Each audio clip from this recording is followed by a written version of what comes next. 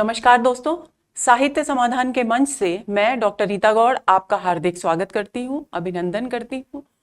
दोस्तों, पिछले सत्र से हमने पृथ्वीराज रासो के 27वें समय रेवा तट पर बात करनी शुरू की थी।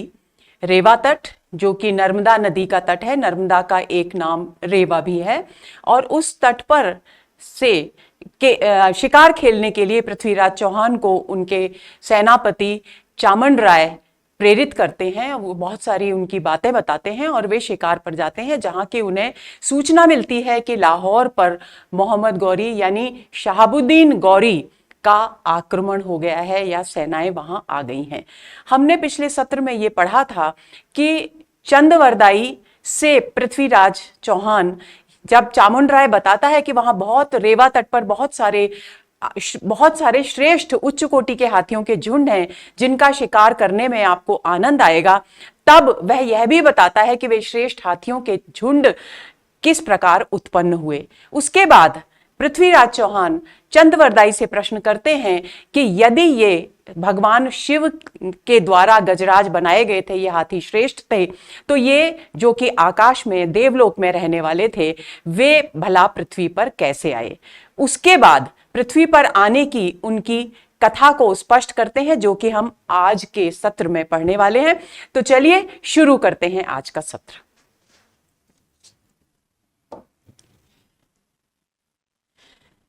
चंदवरदाई लिखते हैं, हेमाचल उपकट एक वट वृक्ष उत्तंग।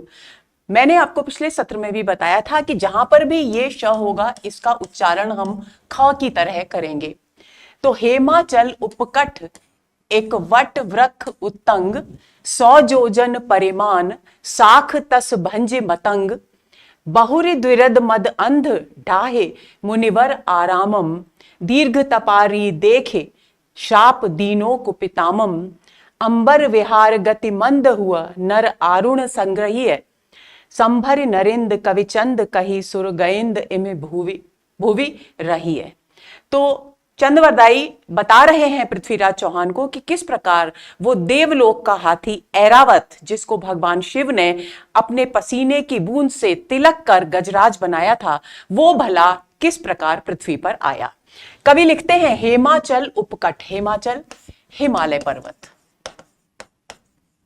हिमालय पर्वत के उपकट यानी निकट, पास, समीप एक वट वृक्ष। वट वृक्ष ये है वृक्ष, वट यानी बरगद, एक बरगद का पेड़ था, वृक्ष था। कैसा था? उत्तंग, बहुत ऊंचा। यानी हिमालय पर्वत के निकट बहुत ऊंचा एक बरगद का वृक्ष था। 100 जोजन परिमाण साख तस भंज मतंग। और कवि आगे कहते हैं कि उसका जो तना था, उसका परिमाण, उसका जो घेरा था, तने का जो घेरा था, वो 100 योजन में फैला हुआ था। ऐसा माना जाता है दोस्तों, अलग अलग हमारे धर्म ग्रंथों में योजन के जो किलोमीटर हैं वो अलग अलग बताए गए हैं। तो ऐसा मिलता है कि 8 से लेकर, एक योजन का मतलब है 8 किलोमीटर से लेकर 12 किलोमीटर के बीच। तो आप ये एक अनुमान लगा सकते हैं कि उस बरगद के वृक्ष, विशालकाय वृक्ष का घेरा, तने का घेरा कितना था। तो 100 योजन तक उसका घेरा विस्तृत था, उसका परिमाण विस्तृत था। शाख यानी शाखाएं, ऐसे वटवृक्ष की जिसके तने का घेरा 100 योजन था, उस उतने ऊंचे वटवृक्ष की शाखाओं को, तस यानी उसकी शाखाओं को भंज यानी तोड़कर, नष्ट करके, किसने? मतंग। मतंग का अर्थ है हाथी। वो हाथी, कौन सा हाथी? वो हाथी जो देवलोक में था, उसने एक ऊंचा वटवृक्ष जो हिमालय के निकट था, उसकी शाखाओं को तोड़ा। के कौन से वटवृक्ष की शाखाओं को तोड़ा? जो बहुत ऊंचा था और जिसके तने का घेरा 100 योजन तक विस्तृत था, उसकी शाखाओं को पहले उसने तोड़ा। उसके बाद बहुरे यानी फिर, द्विरद का मतलब होता है हाथी। इस शब्द को अच्छी तरह से ध्यान में रख लेंगे। द्वि यानी दो, रद दांत का पर्यायवाची है, यानी जिसके 2 दांत हैं, यानी हाथी का पर्यायवाची हुआ द्विरद। इसके बाद फिर उस द्विरथ ने यानी उस हाथी ने मद में अंधा होकर ढाहे नष्ट कर दिया, उजाड़ दिया। किसको उजाड़ा? मुनिवर, जो मुनि वहां रहते थे उस मुनि के उपवन यानी आराम यानी बाग या उपवन। जो मुनिवर का जो आराम का अर्थ है बगीचा या उपवन, उसको बिल्कुल उजाड़ दिया। पहले उसने बरगद के वृक्ष की शाखाएं तोड़ी, उसके बाद उसने मुनिवर जो वहां रहते थे, दीर्घतपा नाम के ऋषि रहते थे, उनके उपवन को, उनके बाग बगीचे को जहां वे साधना किया करते थे, उसको पूरी तरह से उजाड़ दिया। दीर्घतपा जो ऋषि थे उन्होंने यह देखा और देखकर वो क्या हुए? तामम, उस पर, किस पर? उस हाथी पर कुपित हुए यानी क्रोधित हुए। क्रोधित हुए और क्रोधित होकर उन्होंने उसे श्राप दीनो यानी दिया, उस हाथी को श्राप दिया। उस श्राप के फलस्वरूप अंबर विहार गति मंद हुआ। उसकी आकाश में विचरण करने की जो गति थी, जो क्षमता थी, जो सामर्थ्य थी, वो मंद हो गई यानी कमजोर पड़ गई, धीमी पड़ गई। और नर आढ़ुर सनिय, और वो विवश होकर, जब आकाश में विचरण करना उसका बंद हो गया तो क्या होगा? उसे पृथ्वी पर चलना होगा। और जब पृथ्वी पर चलने लगा तो उस श्रेष्ठ हाथी को पृथ्वी पर देखकर जो मनुष्य थे उन्होंने उसे आरूढ़ यानी सवारी करने के लिए संग्रहित करना यानी अपने पास रखना शुरू कर दिया। संभर नरिंद कविचंद कही सुरगैंद इमे भूवे रही है। कविचंद यानी कविचंद बरदाई कहते हैं कि हे सांभर के नरिंद यानी राजा नरेश, इस प्रकार वह सुर यानी देवताओं का, गैंद यानी हाथी, इम यानी इस प्रकार, भूवि यानी पृथ्वी पर, रहिए रहने लगा। तो इस प्रकार कैसे रहने लगा कि उसने एक ऊंचा वटवृक्ष था दीर्घतपा ऋषि के आश्रम के निकट, जिसका परिमाण घेरा जो था वो 100 योजन के लगभग था। उसकी शाखाएं तोड़ी। उसके बाद दीर्घतपा ऋषि जिस उपवन में साधना किया करते थे उस उपवन को उसने पूरी तरह से उजाड़ दिया। ये देखकर दीर्घतपा ऋषि क्रुद्ध हुए और उन्होंने उसे शाप दिया। उनके शाप के फलस्वरूप उसकी आकाश में विचरण करने की जो गति थी वो धीमी हो गई यानी क्षीण हो गई, और वह पृथ्वी पर चलने को विवश हुआ। उसके बाद जब वो पृथ्वी पर चलने को विवश हुआ तब मनुष्य उसे आरूढ़ यानी सवारी करने के लिए संग्रह करने लगा यानी अपने पास रखने लगा। चंदबरदाई कवि कहते हैं कि हे सांभर के नरेश, इस प्रकार वो हाथी जो देवताओं का था, देवलोक का था, वो पृथ्वी पर आकर रहने लगा। अब इसमें अलंकार देखते हैं। हेमाचल उपकट एक वट वृक्ष में छेतानुप्रास अलंकार है। 100 योजन परिमाण शाख तस भंजे मतंग, 100 और शाख 6 का अनुप्रास है। बहुरी द्विरद मद अंध ढाहे मुनिवर आराम, दीर्घ तपारी देख श्राप दीनो, देख श्राप में 6 का अनुप्रास है। अंबर विहार गतिमंद हुआ नर आरुण संग्रह, संभरी नरिंद कविचंद कही सुर गैंद इम भुवि रही है। चलिए आगे चलते हैं। अगला छंद। अंग देश पूरब मध्य वन खंड खड गहब्बर, उज्जल जल दल कमल विपुल लोहिताक्ष सरब्बर, श्रापित गज को जूथ करत क्रीड़ा निसिबासर, पाल काव्य लघुवेश रहत एक तहां रूखे सर, दिन प्रीत बंधी अति परस्पर रोम पाद नृप संभरिय, आखेट जाए फंदन पकड़े दुरद आने चंपापुरिय। अब कवि लिखते हैं, कवि चंदबरदाई लिखते हैं कि पूर्व दिशा में, पूरब यानी पूर्व दिशा में अंग नाम का एक देश था, और उस अंग देश को आजकल ऐसा माना जाता है दोस्तों कि बिहार में जहां पर भागलपुर स्थान है वहां पर किसी समय में अंग देश हुआ करता था और चंपापुरी उसकी राजधानी थी।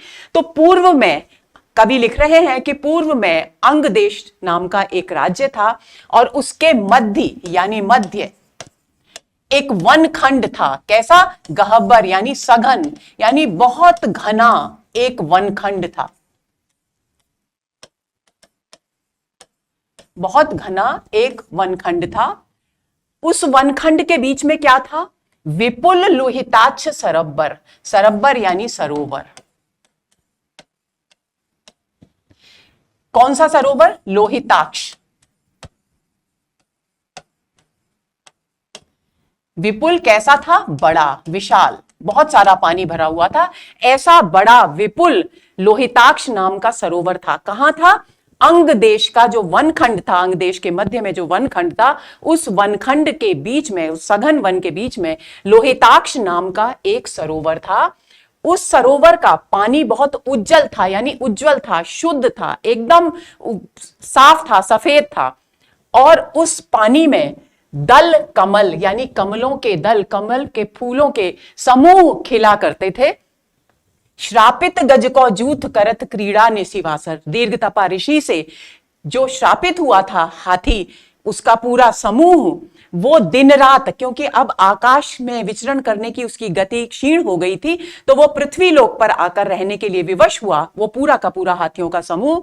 और वो समूह यहां पर अंग देश के पूर्व में, अंग देश में लोहिताक्ष नामक सरोवर में दिन रात, रात और वासर दिन, रात दिन यहीं पर क्रीड़ा किया करता था। यूथ यानी झुंड, हाथियों का वह झुंड, जो शापग्रस्त हाथियों का झुंड था, वो रात और दिन इसी लोहिताक्ष सरोवर में क्रीड़ा किया करता था। पाल काव्य लघुवेश रहत तहां रूखेशर। और यहीं पर इसी सरोवर के निकट पाल काव्य नाम के एक लघुवेश यानी युवक, जो कि श्रेष्ठ, रूखेशर श्रेष्ठ ऋषि थे, श्रेष्ठ ऋषि थे, वे वहीं सरोवर, लोहिताक्ष सरोवर के निकट रहा करते थे। दिन प्रीति बंधी अति परस्पर। और क्योंकि हाथी भी लोहिताक्ष सरोवर में क्रीड़ा किया करते थे और पालकाव्य ऋषि भी वहीं रहा करते थे, तो हाथियों और पालकाव्य ऋषि के बीच कवि चंद बरदाई लिखते हैं कि बहुत अधिक प्रेम भाव उत्पन्न हो गया। दिन प्रतिदिन प्रीति बंधी अति परस्पर। उन लोगों में, ऋषि और कुमार ऋषि और किसमें, हाथियों के समूह के बीच पारस्परिक बहुत अधिक प्रेम हो गया। रोम पाद नृप संभरिय।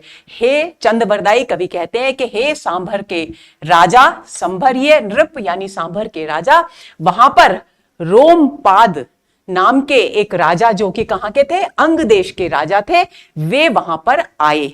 क्यों आए? आखेट जाए, वे वहां पर गए और आखेट के लिए यानी शिकार के लिए गए, और फंदन पकड़े, और फंदे डालकर, पकड़कर, दुरद, जो शब्द हमने पिछले छंद में देखा था, द्विरद यानी दो रद वाला, दो दांतों वाला यानी कि हाथी, उसका अपभ्रंश है ये दुरद।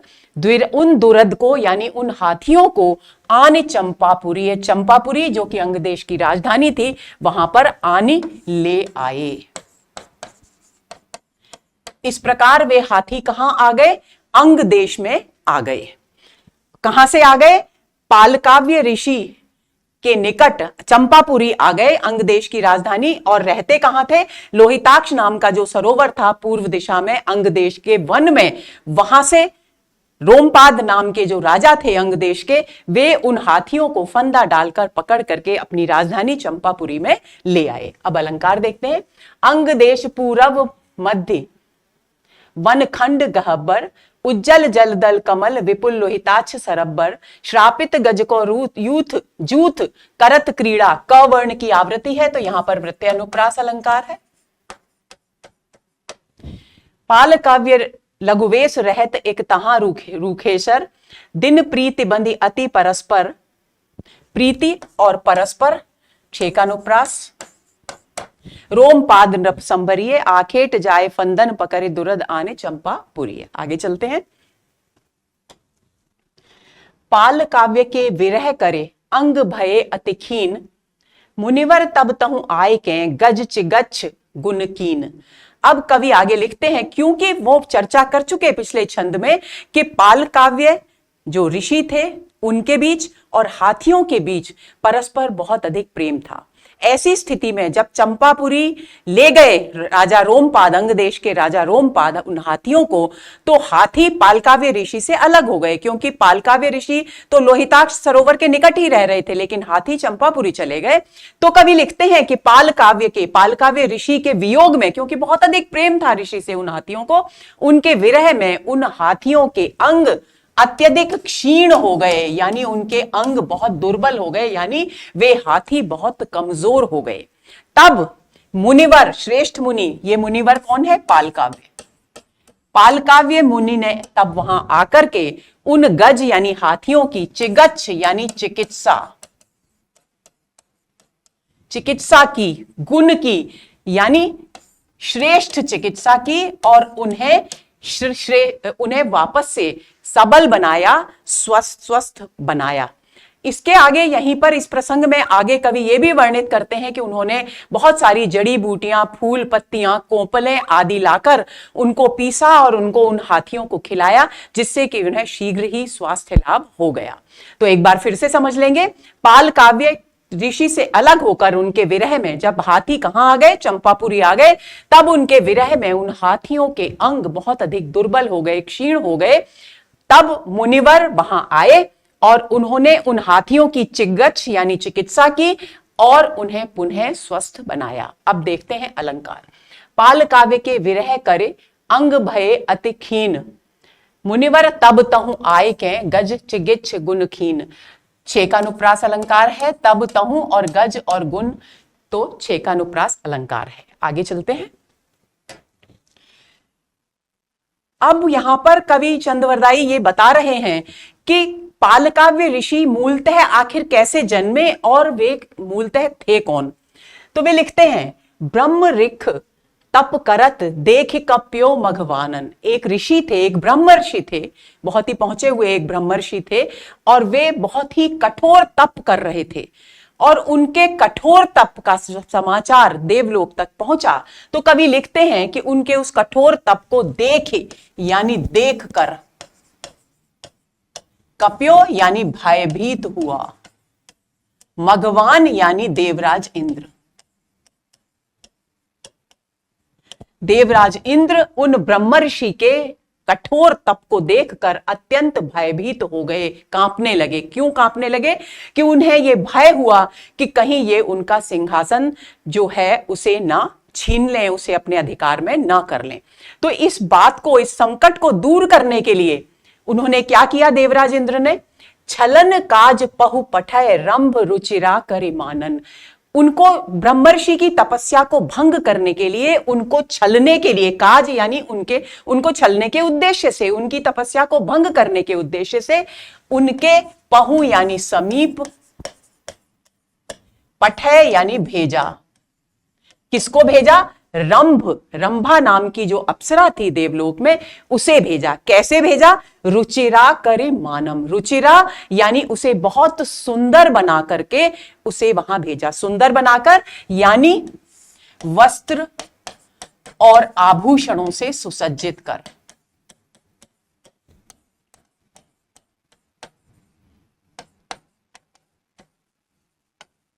वस्त्र और आभूषणों से सुसज्जित कर देवराज इंद्र ने रंभा नाम की अप्सरा को, ब्रह्मर्षि जो कठोर तप में लीन थे, उनके पास उनको छलने के उद्देश्य से यानी उनकी कठोर साधना को भंग करने के उद्देश्य से भेजा, क्योंकि देवराज इंद्र को भय था कि ये अपनी कठोर साधना के बल पर कहीं उनका सिंहासन ना छीन लें।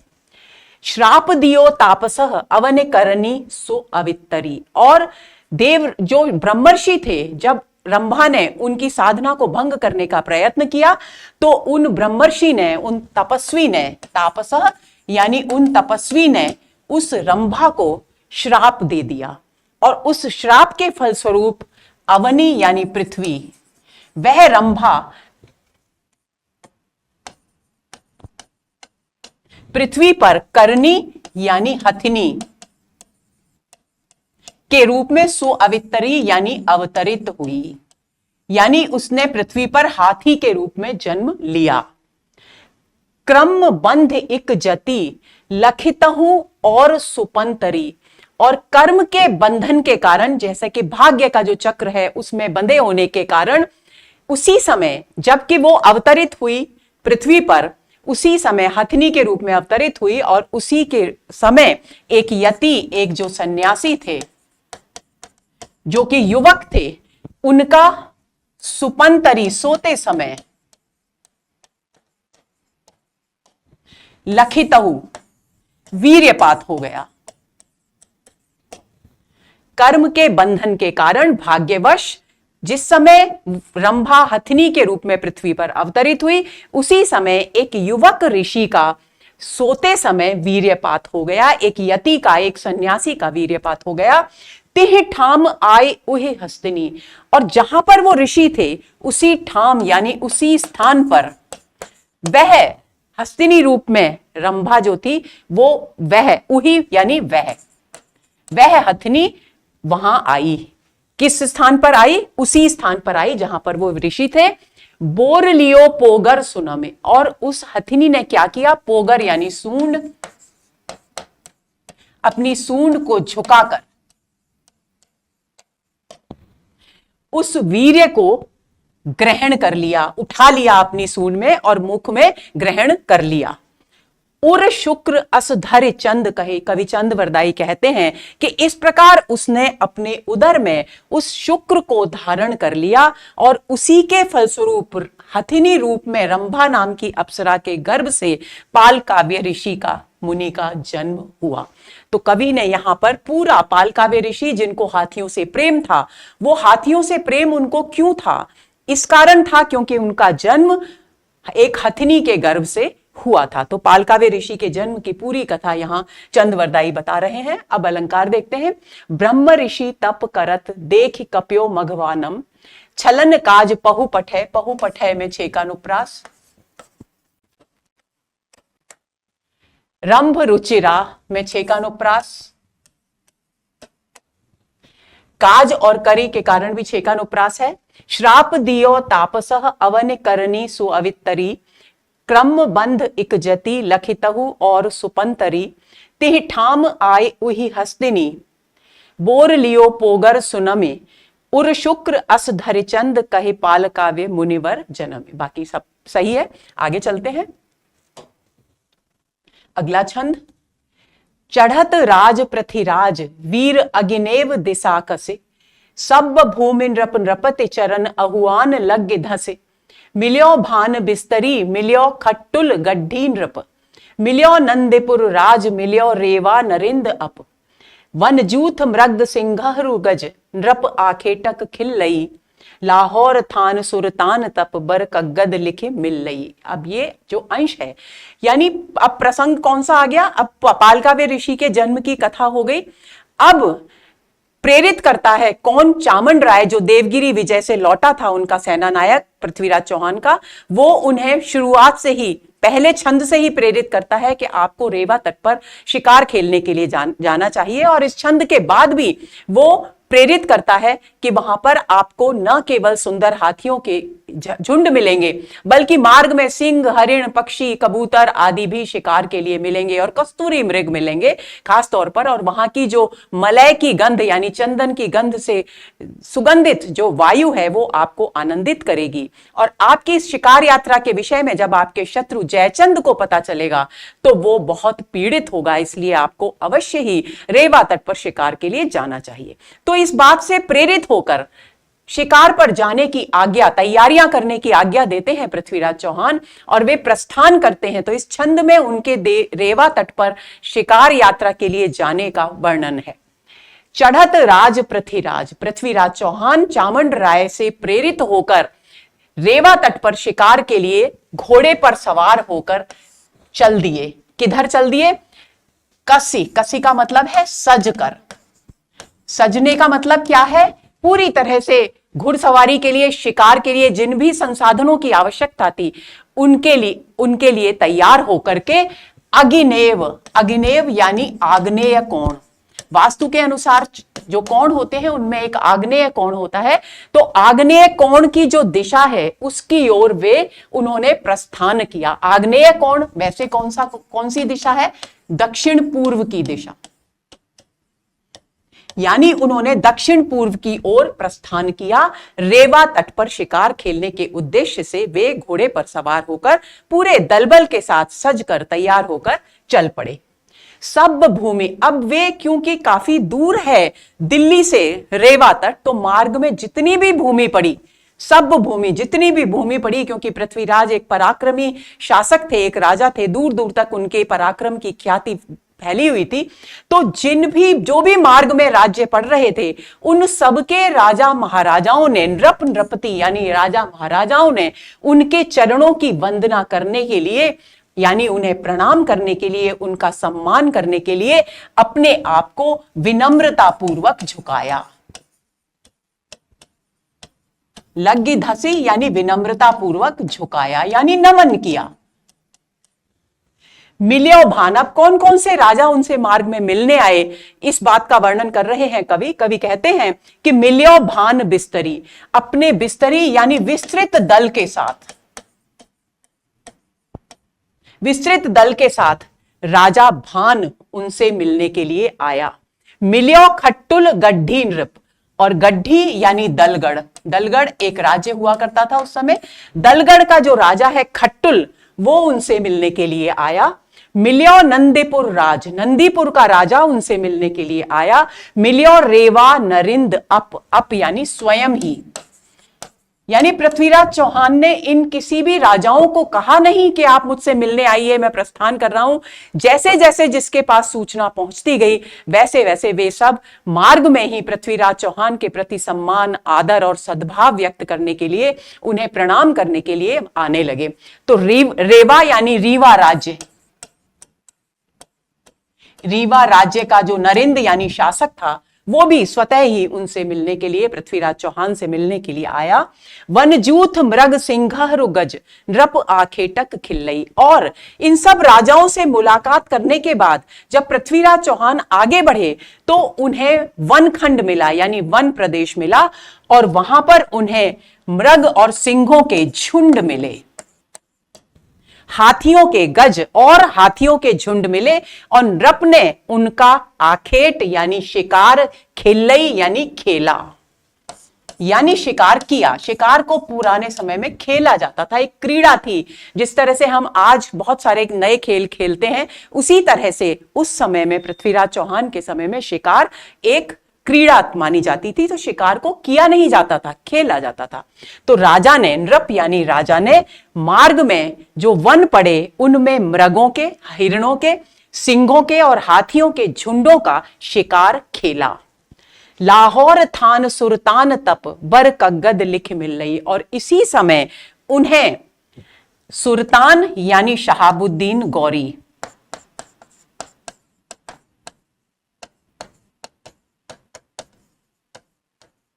शहाबुद्दीन गौरी को तपाने वाले यानी कष्ट देने वाले, पीड़ित करने वाले, शहाबुद्दीन गौरी को पीड़ित करने वाले लाहौर के राजा, कौन थे लाहौर के राजा?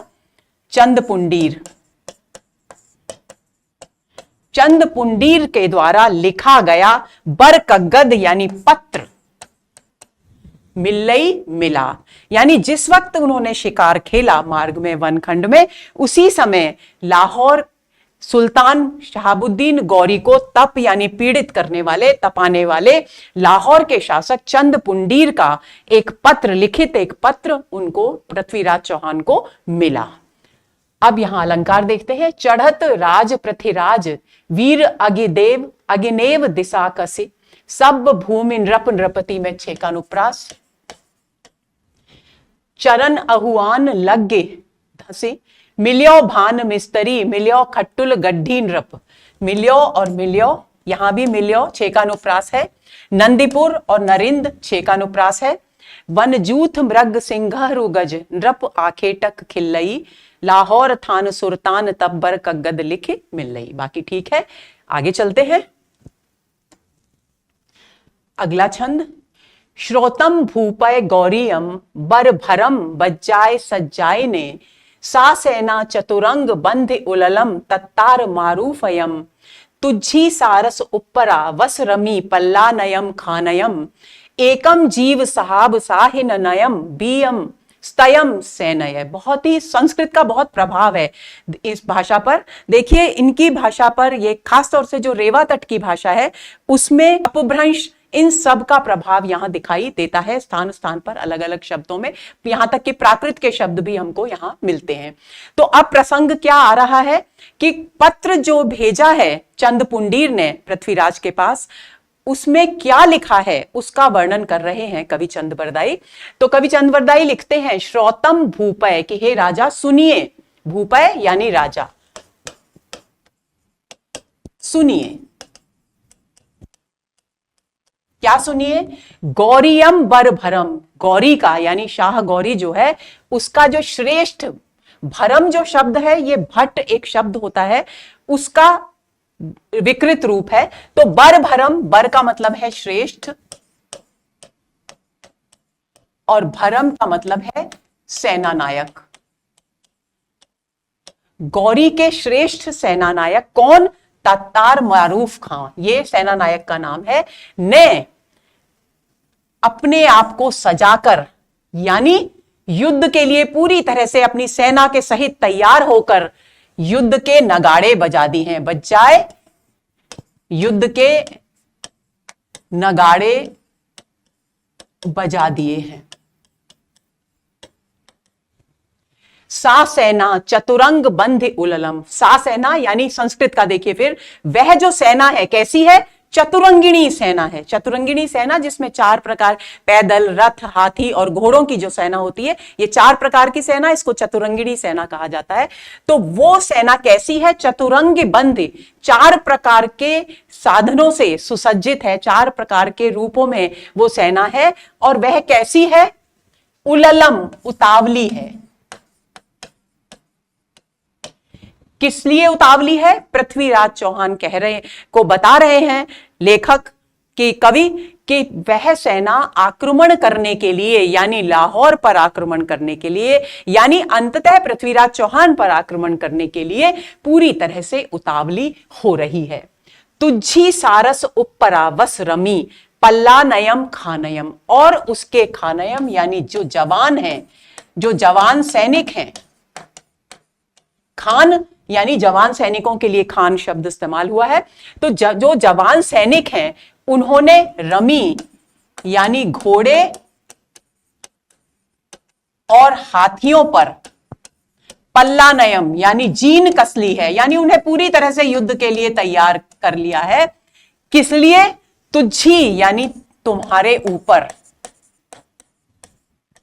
तुम्हारा जो शासन है उसको पूरी शक्ति के साथ, सारस पूरी शक्ति के साथ, उपड़ा, उपाड़ना जैसे हम लोक भाषा में कहते हैं, उखाड़ फेंकने के लिए,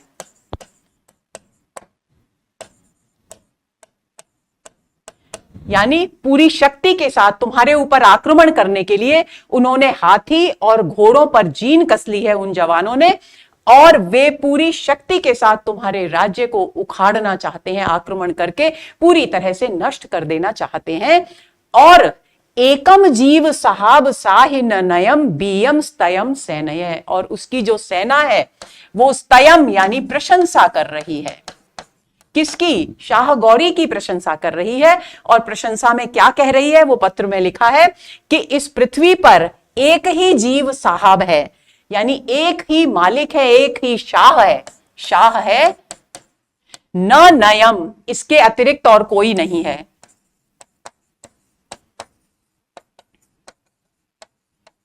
अन्य कोई नहीं। बीयम यानी दूसरा, यानी उसके अतिरिक्त, यानी शाह गौरी के अतिरिक्त और कोई राजा यहां पृथ्वी पर है ही नहीं। कुल मिलाकर इसका सांकेतिक अर्थ हुआ कि पृथ्वीराज चौहान को उसकी सेना शाह गौरी के समक्ष राजा मानती ही नहीं। तो ये एक बहुत बड़ा आघात था पृथ्वीराज चौहान के पक्ष में। जो भी योद्धा युद्ध करने जा रहे थे या जो भी राजा उनके अधीनस्थ थे, तो उनको ये सुनकर बहुत झटका लगा और ये बात पत्र में चंद्रपुंडीर ने लिख करके भेजी और ये सूचना दी कि शाह गौरी की सेना, सेना स्तयम यानी प्रशंसा कर रही है। किसकी? शाह गौरी की। और क्या कह रही है कि इस पृथ्वी पर एक ही साहब है, एक ही शाह है, कोई दूसरा बीयम दूसरा न नयम, इसके अतिरिक्त है ही नहीं।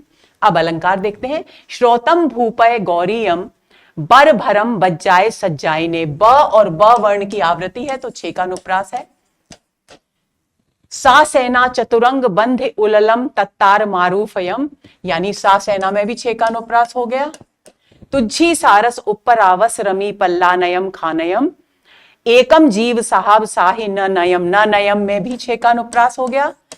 बीयम स्तयम सैनया, और सवर्ण की एक से अधिक बार आवृत्ति है तो वृत्ति अनुप्रास अलंकार हो गया। आगे चलते हैं। तो दोस्तों ये हुआ हमारा आज का सत्र, और इस सत्र में हमने पृथ्वीराज रासो के में जो एक 27वां समय है रेवा तट, उसके 6 छंदों पर बात की।